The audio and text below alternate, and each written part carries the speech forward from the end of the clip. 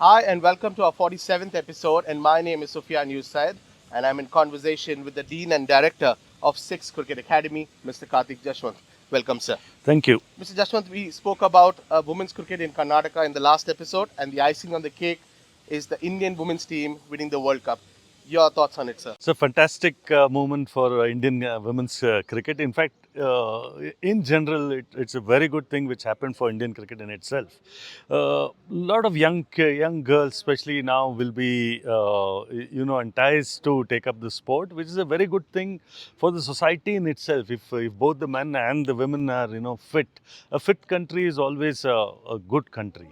So uh, keeping that in mind, it's a fantastic thing which happened. Congratulations to the girls and the support staff, which have done a wonderful job. In this episode, we speak about how important is it for a player to be vocal about anxiety and fear of failure in today's society. Anxiety is one thing which will be there with any sports person, because any important event, any important game, or selections, it is. I would. Everybody will be anxious, however great the player is, from any sport, and it is nice to have that anxiety before an event or at a practice or wherever you are trying to exhibit your talent. But if it crosses the line and if it can lead to not having proper sleep, not able to eat properly, getting into vomiting sensations, all this can probably hamper performance. So it is good to have it, but if it crosses the line, then it is not good to have it. Now, if somebody says that I was never anxious before an event, I don't believe that person. And if somebody is doing it, great, and it's very rare. But the flip side to that is, if somebody is not anxious about event coming up or something happening, the person could be into that overconfident zone where he thinks that he is going to do his best.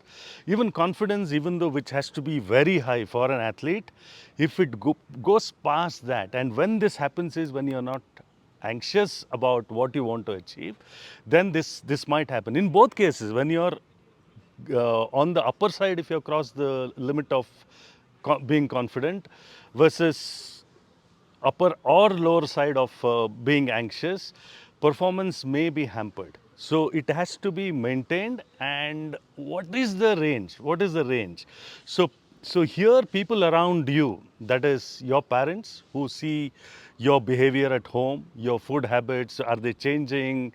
Is your hydration going up and down? When an important event coming up, or you're able to sleep well? Are you able to converse properly? Or in the conversation, suddenly for every small thing you're getting angry. All these things could be picked up by people at home, and they ideally should be talking to maybe a coach or a psychologist to see how the athlete could be guided. And of course, the coaches themselves, when they see these kind of pattern change in practice, they need to step up and take the help of a psychologist to guide on all these issues. It is nice to keep it at one level, but if it goes beyond or if it is not existing, then it can hamper performance. Now, coming to the second part, Sufi, which you spoke about, fear of failure and failure in itself, whether it should be vocal. And I assume that what you're trying to say, it is vocal. Being vocal is about, are you sharing it with somebody who you're close to? So here, my advice would be for any athlete is to have someone close to you who's probably, okay, if you ideally from another field, who does not have anything to do with your sport or is not a competitor at any stage of your life. So because he will be giving a perspective from outside perspective, which is generally lacking at that time, because you get into a shell so much, and then you keep on getting into getting in deeper and deeper into the well. If it is outside perspective, then there is a good chance that, okay, you can see it from outside, like while you're visualizing, one when you're visualizing within, and one you're seeing yourself do it from outside. So similarly, even mentally, these kind of things will help. And then obviously, yes, you got to share things with parents and coaches, because coaches, with the help of videos and all that, may be looking at just the did the player go wrong technically? Or the other way is tactically, the field was set to trap him and the batsman went after it. So these two reasons he could. But while you're performing a skill, it is the feel which a outside person cannot see it or feel it. And also that his mental makeup, what it was. So that's why, apart from being technically, tactically, physiologically fit, you got to be psychologically fit also. Now, when the person is, missing out on, concentration, or he's not confident enough. Now, how does the coach know from outside?